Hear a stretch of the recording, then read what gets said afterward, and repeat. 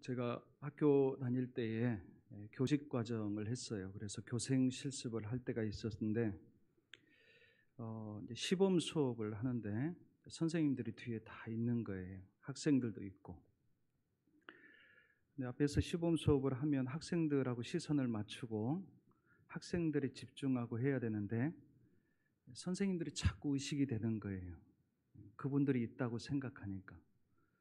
없을 때 할 때는 좀 편안하고 내 마음대로 할 수 있었는데 선생님들이 있으니까 의식이 되고 또 조심스럽고, 좋은 것은 조심스럽기 때문에 선생님들이 보기에 문제없이 진행해야 된다라고 하는 그런 신경을 쓰는 그런 부분들이 한편으로는 저를 좀 깔끔하게 이렇게 시범 수업을 할 수 있게 했던 것이 오늘 사실 찬양을 들으면서 생각이 났어요. 그랬더니 제 마음이 좀 한편으로는 두근두근하기 시작했어요. 주님 앞에서 주님의 말씀을 들고 전해야 된다 생각하니까 제가 좀 마음이 떨리기도 합니다. 저와 여러분들이 우리가 살아가는 것이 우리들끼리만 살아가는 것이 아니라, 이 자리에도 저와 여러분들 우리들끼리만 있는 것이 아니라 하나님 아버지께서 우리와 함께 해주시는 줄로 믿습니다. 오늘 그분이 보시기에 흐뭇하시고 그분이 영광 받으시고 또 그분의 은혜가 우리 각 사람에게 모두 함께 하시는 은혜가 있기를 주님의 이름으로 간절히 축복합니다. 하나님께서는, 그리고 예수님께서는, 그리고 더 나아가서 교회는 세상을 어떻게 보아야 할까라는 생각을 오늘 말씀을 준비하면서 생각하게 됩니다. 무엇보다 오늘 36절의 말씀에 보니까 무리를 보시는 예수님께서 그들을 불쌍히 여기셨다, 그렇게 표현하고 있습니다. 이전에 다른 번역 안에서는 민망히 보셨다, 그렇게 표현을 했었어요. 예수님께서 세상을 보시는 것이 민망하게 또 불쌍하게, 이 말은 뭐냐면 좀 마음속 깊은 곳에서 긍휼이라고 하는 단어가, 불쌍히 여긴다라고 하는 단어가 사실은 창자를 가리키는 그 단어를 사용을 합니다. 그러니까 이 창자는 고대 사람들이 여기에서 동정심이 있다라고 생각을 했대요. 그래서 이 창자에서부터 올라오는 그런 동정심, 끌어오르는 그런 마음, 견딜 수 없는 그 마음, 가만히 있을 수 없는 그 마음, 그런 격한 동정심을 표현할 때에 이 단어를 사용했다고 합니다. 왜 그러셨을까요? 예수님께서 그 사람들에게 빚진 것도 아니었을 거고 또 책임져야 될 특별한 무엇인가도 있었던 것도 아니었을 텐데 왜 예수님의 마음에 그들을 향한 이런 마음이 들었을까요? 어떤 성경학자들은 부모가 가질 수 있는, 자식들을 향해서 부모가 가질 수 있는 그 마음으로 설명을 하려고 해요. 그래서 하나님께서도, 예수님께서도 우리의 아버지가 되어주시고 우리를 사랑하시기 때문에 우리들을 향해서 그와 같은 마음을 그냥 외면할 수 없고, 또 그 마음 때문에 그 긍휼히 여기시고 우리를 도와주시고자 하시는 그런 어떤 격한 동정심 때문에 이 땅에 오신 것으로 그렇게 설명을 합니다. 멀리 가지 않고요. 우리가 35절부터 우리가 함께 봉독했는데 한 18절 정도부터 쭉 나오면 예수님께서 어떤 사람들을 만나셨을까 하는 것을 잠시 돌아보면 그렇습니다. 18절에는 딸을 잃은 한 관원에 대한 이야기가 나옵니다. 예수님께 와서 딸이 죽음에 대해서 슬퍼하고 도와달라 청하는 그런 관원, 한 아버지, 그 사람을 도와주기 위해서 가는 도중에 12년 동안 혈루증을 앓고 있는, 피가 흐르는데 피가 잘 멈추지 않아요. 그것 때문에 얼마나 고생했는지, 그 여인이 그 때문에 고생해서 예수님의 뒤에서 몰래 그 옷자락을 만지다가 치유함을 얻는 그런 사건이 벌어집니다. 그리고 27절에는 앞을 보지 못한 두 맹인이 예수님을 만나고 나음을 얻는 사건이 기록되어져 있고요. 그다음에 32절에 보니까 말 못하는 사람도 예수님을 만납니다. 다 한결같이 뭔가 도움이 필요한 사람이고 치료가 필요한 사람들이었어요. 그들을 이렇게 쭉 만나시면서 예수님의 마음속에 있는 그 긍휼하신 마음, 그들을 향하신 그런 안타깝고 도와주고자 하는 그런 깊은 아픈 마음들을 오늘 말씀 안에서는 그대로 우리들에게 표현해 주고 있습니다.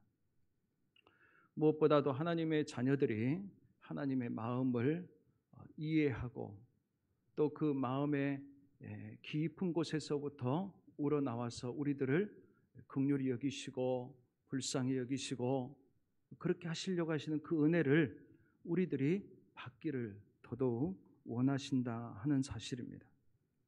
그래서 오늘 35절에서는 예수님께서 이렇게 말씀하세요. 예수님께서 모든 도시와 마을을 두루 다니사 그들의 회당에서 가르치시며 천국 복음을 전파하시는데 모든 병과 모든 약한 것을 고치셨다. 그렇게 기록하고 있습니다. 예수님께서는 이 땅에 그냥 말을 전하기 위해서 오신 분이 아니세요.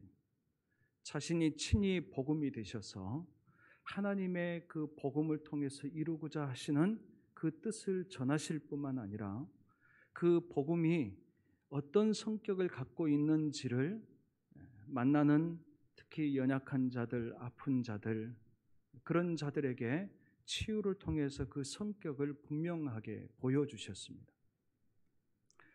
저는 저와 여러분들이 아프고 힘들고 어렵고 두렵고 걱정이 되는 그런 상황 가운데서 제각기 서로 만나면 내가 더 힘들다 이야기하지만 내가 스스로 생각하기에는 내가 제일 힘들어요.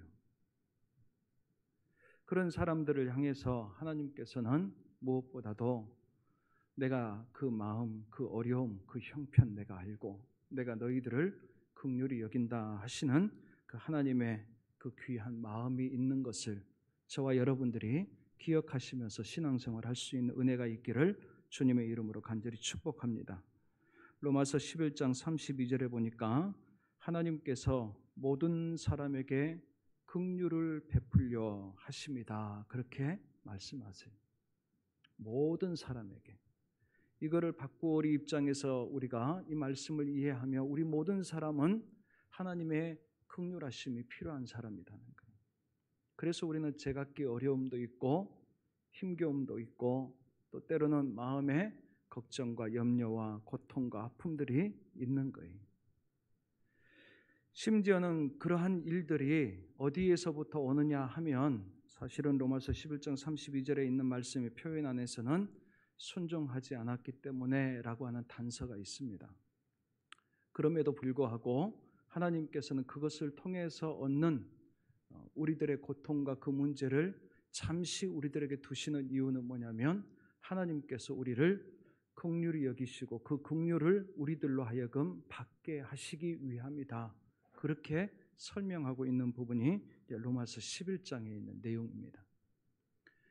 순서에 어찌되었든지 간에 우리들은 하나님의 긍휼이 필요한 사람들이 저와 여러분들이 어려운 시기를 우리가 살아간다 우리가 이야기합니다.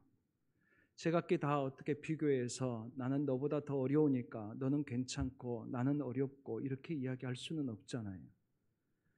하나님께서 우리에게 주시는 은혜가 필요한 사람들입니다. 그것을 우리가 알게 되었을 때에 우리는 사실은 이 자리에 있는 겁니다. 이 자리에 있지 않다 할지라도 여전히 그 사실은 달라지지 않습니다. 하나님의 은혜가 필요한 사람들에게 그 긍휼히 여기시는 은혜가 필요한 사람들에게 오히려 그 긍휼을 계속 우리에게 전하게 하시는 것이 사실은 하나님이 택하시고 부르신 사람들의 사명이기도 하고 교회의 사명이 되는 줄로 믿습니다. 그래서 이 아버지의 마음, 예수님의 마음을 저와 여러분들이 이해하는 것이 너무너무 중요한데 이 긍휼이라고 하는 불쌍히 여긴다라고 하는 것이 단순히 병자들에게만 있느냐? 그렇지는 않습니다. 죄를 지은 사람에게도 있고 또 낙심한 사람들에게도 있고, 그래서 이 불쌍히 여긴다라고 하는 것에서부터 같은 단어에서 파생되는 그런 상황 가운데서 우리는 다른 단어들을 많이 사용을 합니다. 그런데 다 보니까 같은 이 불쌍히 여긴다는 것, 주님의 그 마음에서 다 만나요. 그런 대표적인 단어 중에 하나가 뭐냐면 위로라고 하는 단어예요. 그리고 또 하나는 용서라고 하는 단어입니다. 이것은 하나님께서 우리를 치료하시고 위로하시고 용서하시는, 그것이 우리에게 대해서 사랑하시고 긍휼히 여기시는, 불쌍히 여기시는 그 마음에서부터 그 사람에게 필요한 것, 그것이 어떤 사람에게는 위로로 나가고, 어떤 사람에게는 용서로 나가고, 어떤 사람에게는 병을 치유하는 치료로 나간다는 거예요. 그래서 우리는 제각기 형편이 다 다르지만 이 주님의 긍휼히 여기시는 그 은혜를 힘입고 우리는 살아갑니다. 주변을 볼 필요가 사실은 없는 거예요. 내 문제를 보게 하시는 거예요. 내게 가장 필요한 은혜를 예수님을 통해서 우리에게 주시려고 하시기 때문에 그렇습니다. 또 그 은혜를 우리가 제각기 비교해서 너는 나보다 더 큰 은혜를 받았으니까 하면서 내 마음속에 한편으로는 시기하는 마음, 한편으로는 서운한 마음, 그렇게 가질 필요 없어요. 주님께서는 저와 여러분들에게, 우리에게 가장 맞고 가장 필요한 은혜를 우리들에게 주시면서 그 은혜를 힘입고 우리들에게 살아가게 하시는 거예요. 오늘 저와 여러분들에게 이 우리를 긍휼히 여기시는 그 하나님의 은혜가 우리와 함께 한 줄로 믿습니다. 이사야 49장 13절에는 이렇게 말씀하십니다. 하늘이여 노래하라, 땅이여 기뻐하라, 산들이여 즐거이 노래하라. 여호와께서 그의 백성을 위로하였은즉 그의 고난당하는 자를 긍휼히 여기시느니라. 그러니까 이 말씀을 잘 보면요, 하나님의 백성, 하나님의 자녀는 긍휼의 은혜를 받고 위로의 은혜를 받고 치유의 은혜를 받은 사람들이, 이거 안 받은 사람들은 사실상 우리가 하나님의 자녀, 하나님의 백성 될 수가 없습니다. 다시 말하면 저와 여러분들이 하나님을 아버지라고 부를 수 있는 믿음의 고백을 하는 그 순간 이미 우리들의 지난 날 가운데에서 하나님께서 저와 여러분들에게 주시는 이 은혜가 있다라고 하는 것을 우리들이 인정하기 때문에, 그것을 믿음으로 받아들였기 때문에 이런 고백을 사실은 할 수가 있는 거예요. 그러니 저와 여러분들이 살아가실 때에 하나님께서 우리들을 향하신 그 사랑하심, 그 긍휼히 여기시는 마음이 결코 부족하지 않다라는 것을 늘 기억하시면서 살아가시는 은혜가 있기를 주님의 이름으로 간절히 축복합니다. 베드로전서 2장 10절에는 너희가 전에는 백성이 아니더니 이제는 하나님의 백성이요 전에는 긍휼을 얻지 못하였더니 이제는 긍휼을 얻은 자니라 그랬어요. 하나님의 백성이 되는 자들에게 이미 하나님의 긍휼하심이 있습니다. 이 긍휼하심이 없으면 저와 여러분들은 하나님의 백성이 될 수 없습니다. 최소한 이 긍휼을 알지 못하는 사람들이 하나님의 자녀로 우리가 믿음 생활할 수는 없다라는 거예요. 성경이 우리들에게 이야기해 주시는 기준들이. 그렇다고 한다면 왜 우리는 근본적으로 하나님의 긍휼이 필요한 존재로 살아가느냐 하는 것이, 그 근본적인 원인이 무엇이냐, 예수님께서 분석하셔서 우리들에게 설명해 주시는데, 오늘 말씀에 그렇게 이야기합니다. 36절의 말씀에 보니까 무리를 보시고 불쌍히 여기시니 이는 그들이 목자 없는 양과 같이 고생하며 기진했다. 그렇게 말씀해요. 그들이 고생하고 다 지쳐 있어요.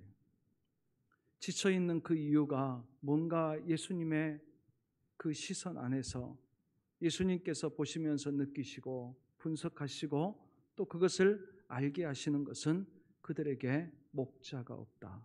그들에게 목자가 없다. 그렇게 이야기하세요. 목자가 없기 때문에 고생한 거예요. 목자가 없기 때문에 지치는 거예요. 그렇다고 한다면 성경에서 우리들에게 목자를 누구라고 가르쳐 주느냐? 물론 차례대로 말씀드리면 오늘 본문에서만 말씀드리면 이것은 예수님의 제자들을 이야기합니다. 보내신 사람들.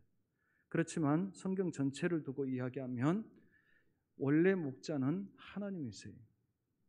그래서 우리가 잘 아는 것처럼 시편 23편 1절에서는 다윗이 그렇게 고백합니다. 여호와는 나의 목자십니다.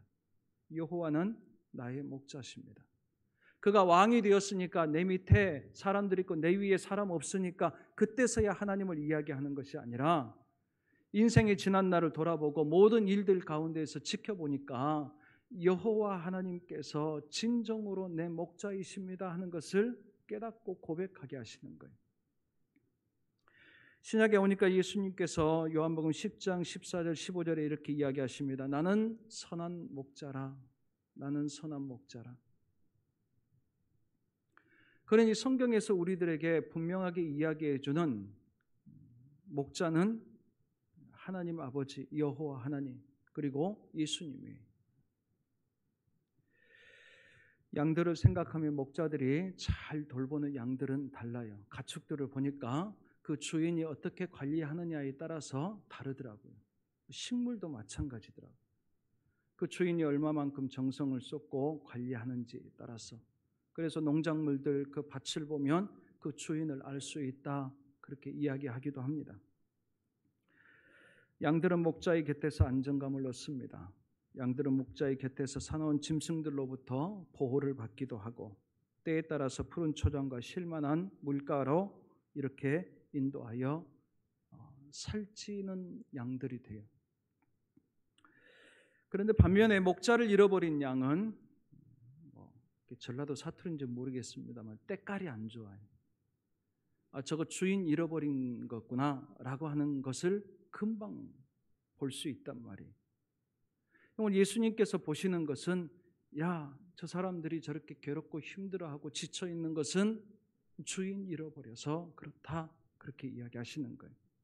목자 잃어버려서 그렇다. 구약에서 이스라엘 백성들을 하나님께서 구원하셔서 하나님께서 그들의 왕이 되어주셨습니다. 그들이 가나안 땅에 정착해서 살아갔어요. 그런데 그들이 사사기를 지나면서 사사기에서 표현하는 표현이 있습니다. 사사기 17장과 21장에 똑같이 두 번 반복해서 그 시대에 대해서 하나님이 판단하시는 하나님의 보시는 이스라엘의 상태 진단하시는 그 모습이 뭐라고 표현하셨냐면 그때에는 이스라엘의 왕이 없었으므로 그랬어요. 이스라엘에는 왕이 없었다 그렇게 이야기하시는 거예요.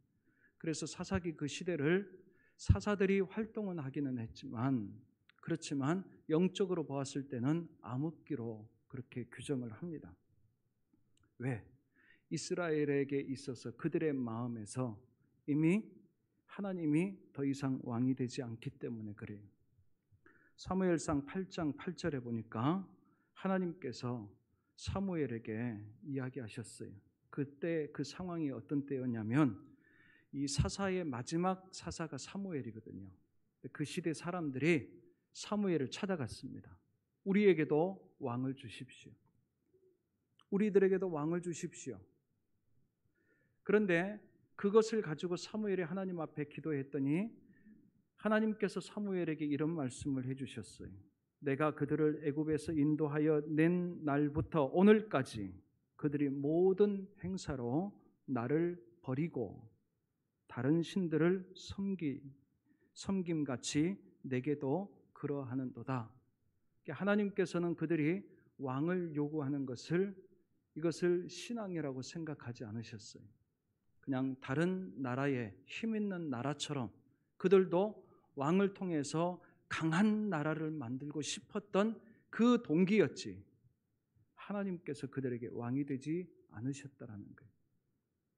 하나님은 그들에게 왕이 되시기 위해서 그들을 도와주시기 위해서 목자 되시기 위해서 애굽에서 구원해내시고 땅을 주시고 그들을 이기게 하시고 그들을 도와주셨는데 그들은 한 번도 하나님을 왕으로 생각하지 않았다라는 거예요. 저는 저와 여러분들이 우리가 신앙생활을 하는 것은 다른 것에 있지 않다고 저는 믿습니다. 우리에게 목자가 있어요. 저와 여러분들에게 목자가 있어요. 믿음 안에서 다시 확인하고 고백하게 하신 그 목자가 있습니다. 그 은혜를 가지고 우리는 살아갑니다. 그런데 그 은혜를 저와 여러분들이 잃어버리지 않기를 간절히 원합니다. 그 은혜를 우리가 잊어버리지 않기를 간절히 원합니다. 주님을 잃어버리면 우리의 목자 되신, 우리의 왕 되신 하나님을 우리가 놓치게 돼버리면 저와 여러분들은 세상에 오늘 예수님이 보시는 그 무리들처럼 목자 없는 양과 같이 고생하며 기진하는 그러한 인생을 살 수밖에 없다라는 거예요. 저는 저와 여러분들이 어려운 시대를 우리가 어떻게 이겨낼 수 있을까?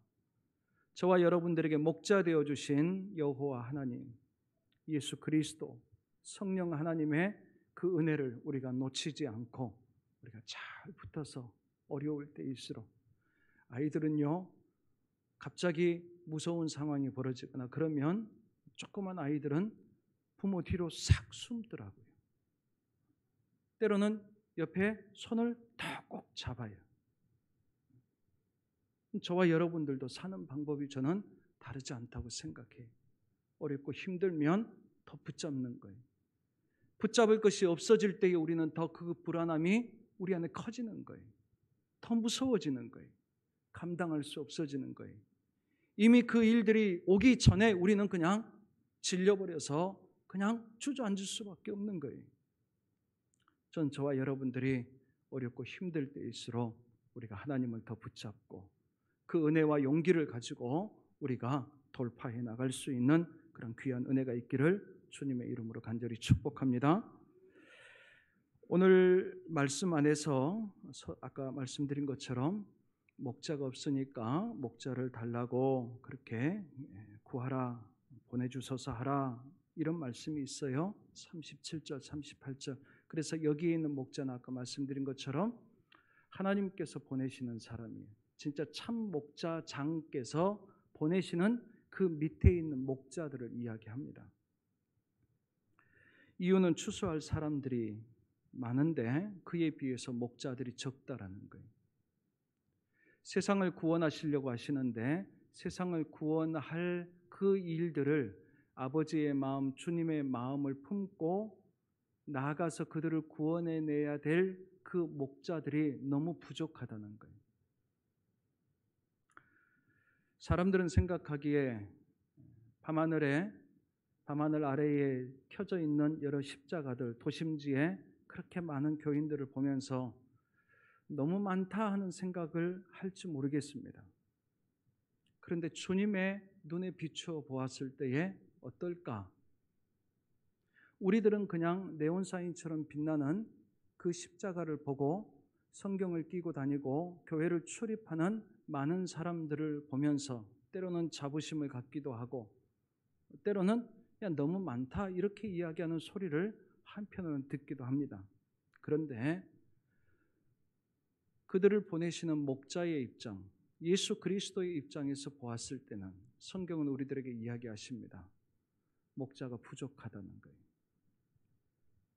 그러면 더 많은 사람들이, 더 많은 교회가 생겨나야 되느냐?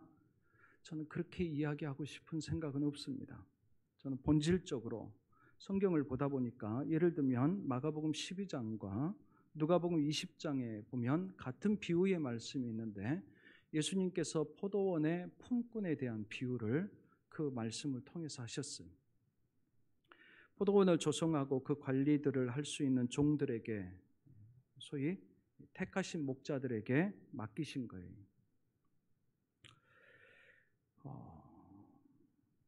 그런데 소출을 얻어야 될 때쯤 돼서 그 목자장이, 그러니까 주인이 사람을 보냈어요.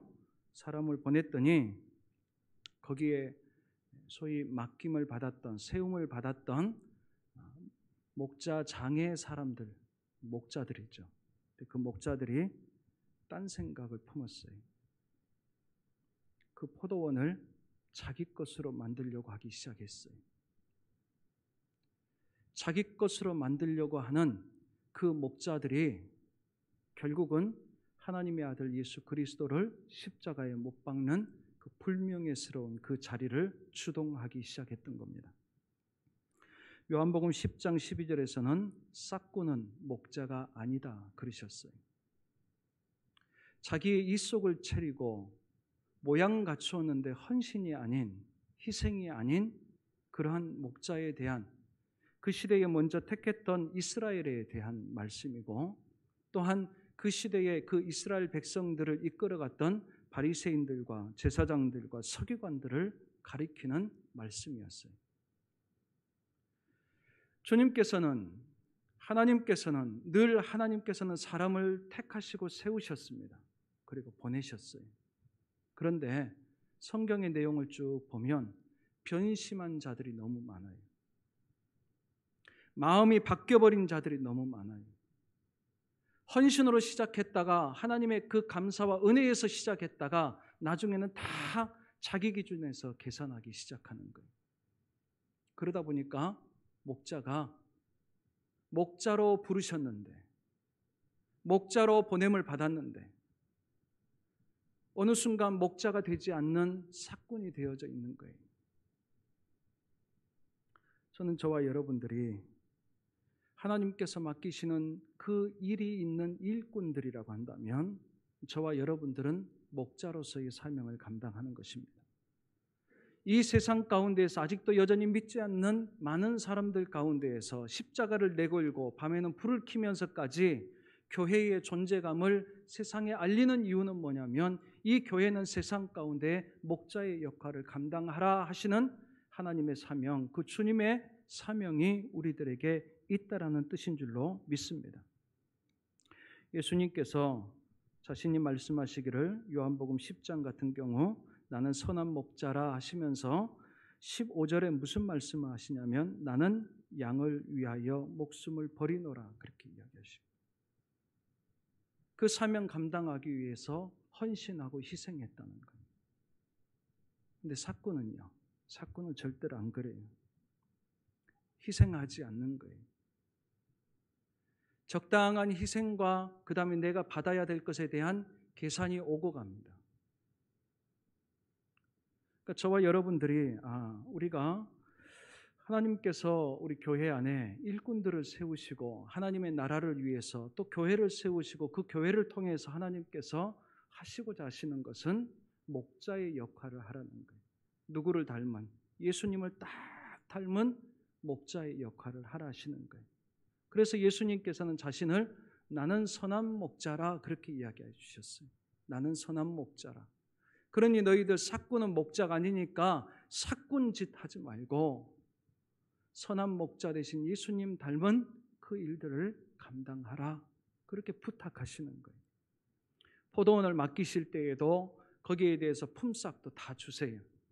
수고했다는 칭찬도 다 주세요. 다만 그들이 그 포도원이 하나님의 관리하신 하나님의 포도원인 것을 알고 성실하게 충성되게 해주기를 바라시는 거예요. 희생한다 해서 우리들이 헌신한다 해서 주님께서 그냥 나 몰라라 하지 않으시고 써먹고 그냥 버리시는 것이 아니란 말이에요.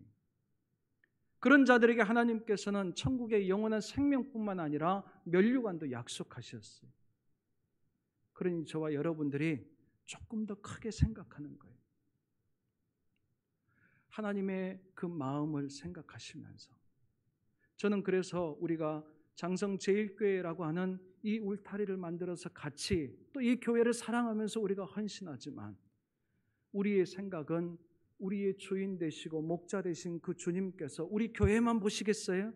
아니, 이 지역을 보시고 이 시대를 보시고 이 나라를 보실 거란 말이에요. 나는 그들을 다 품고 싶다고 이야기하시는 거예요. 그러니 그 마음을 우리가 헤아려 드리면 우리는 좋은 목자 될 수 있는 거예요. 멀리 크게 생각하지 않아도 우리가 우리 안에서 같이 신앙생활 할 때도 저는 마찬가지인 것 같아요.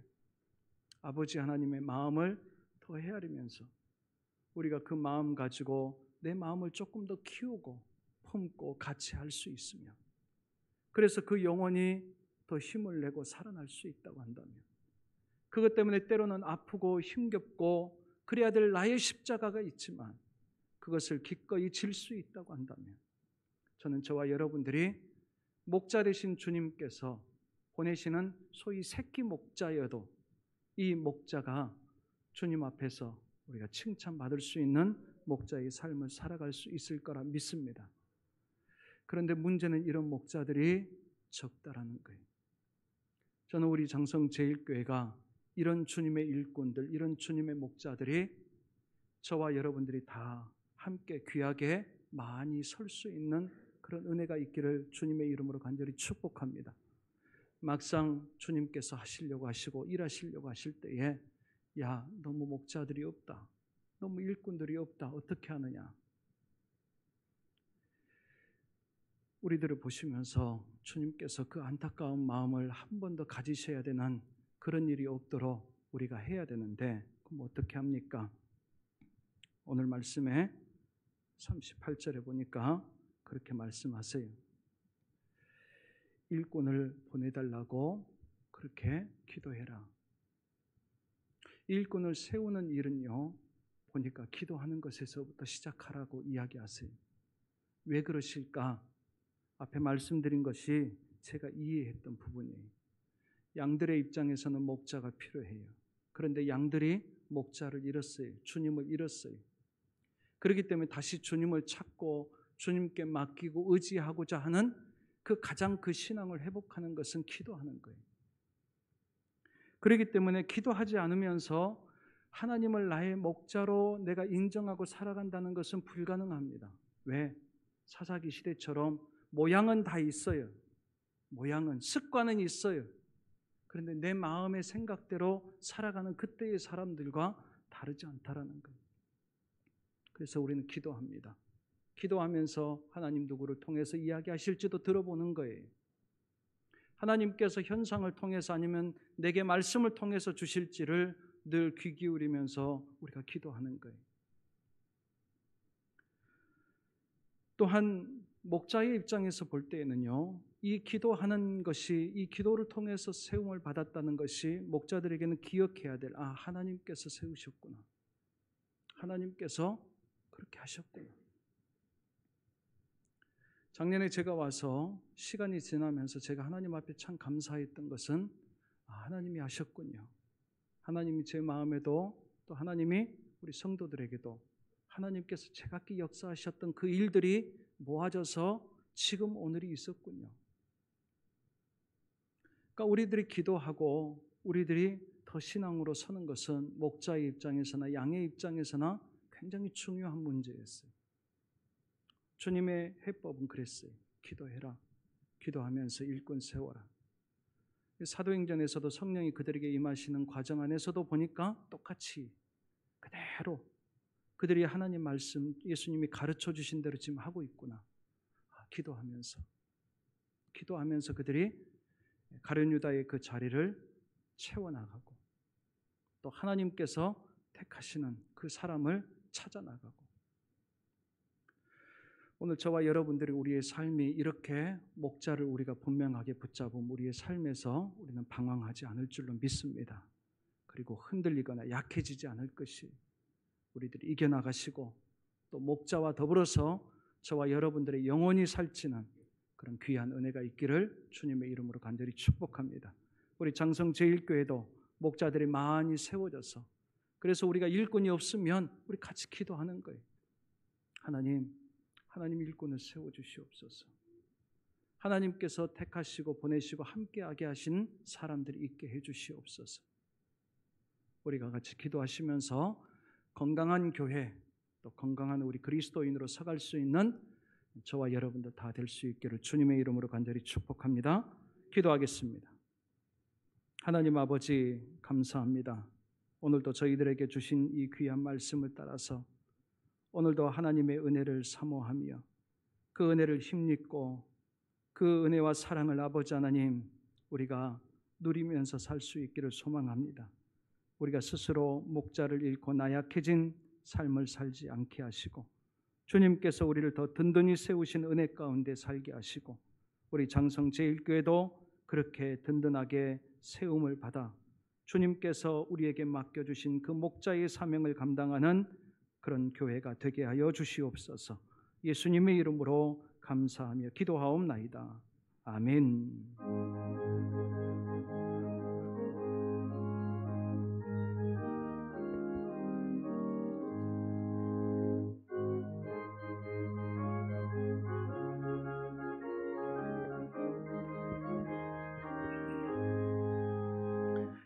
익은 곡식 거둘 자가 없는 이때에 누가 가서 거둘까?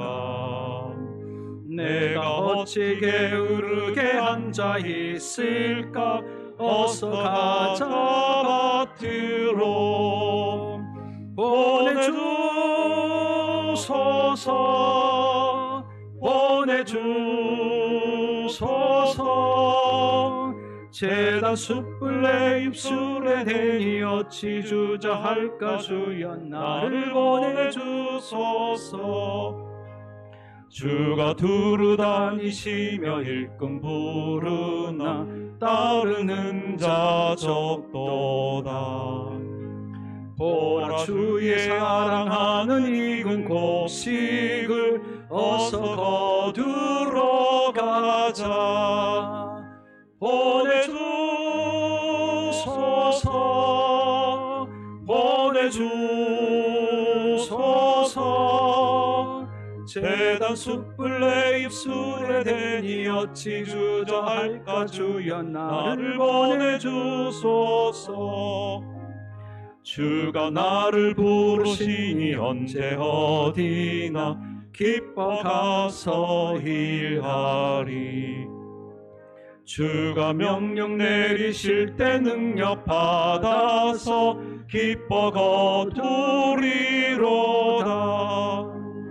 보내주소서, 보내주소서. 제단 숯불 내 입술에 대니 어찌 주저할까? 주여 나를 보내주소서.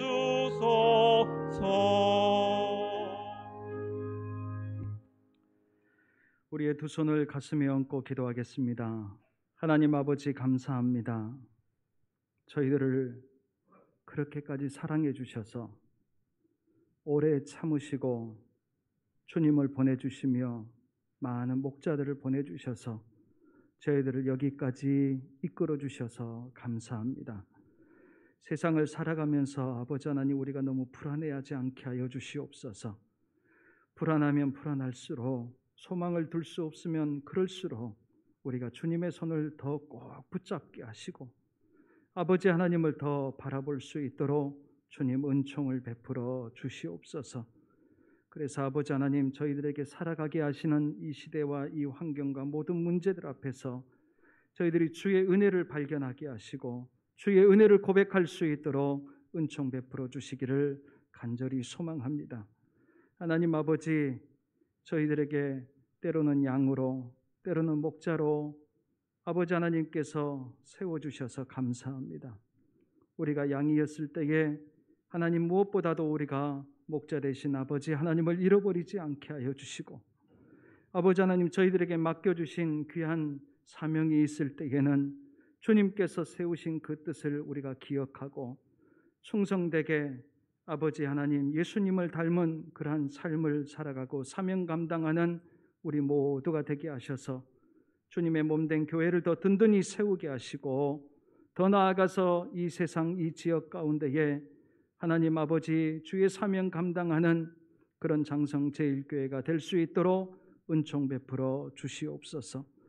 아버지 하나님께 감사하는 마음으로 주님 앞에 제목을 따라서, 말씀을 따라서 아버지 하나님, 이 예물을 드립니다. 아버지 하나님께서 기쁘게 받아주시고 이 예물을 드리는 그 손길과 그 인생과 그 헌신을 받아주시고 아버지께서 귀한 인생 되고 복된 인생 될 수 있도록 채우시고 또 지키시고 또 귀하게 쓰시는 은혜가 있게 하여 주시기를 간절히 원합니다.